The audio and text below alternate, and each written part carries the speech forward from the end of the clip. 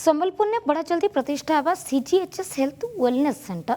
इथिलागि सबु पदवी और आनुषंगिक व्यवस्था लगी स्वास्थ्य और अर्थ मंत्रालय तरफ अनुमोदन मिल सारी। केंद्र मंत्री धर्मेंद्र प्रधान चिठी उत्तर रखिछन केंद्र स्वास्थ्य मंत्री जेपी नड्डा। पदवी मानकर भितरे medical officer, nursing officer, pharmacist और junior health administrative assistant post रही। ये सेंटरटा पूरा कार्यक्षम होगा तक पेंशन भोगी माने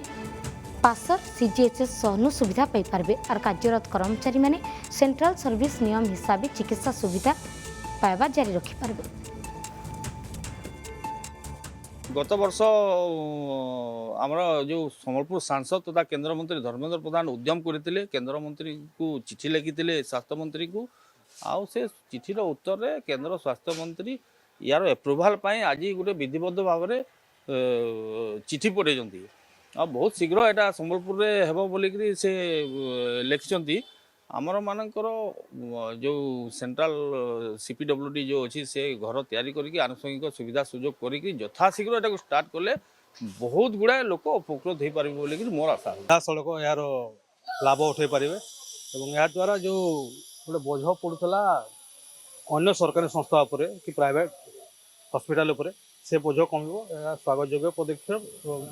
जिते जल्दी शीघ्र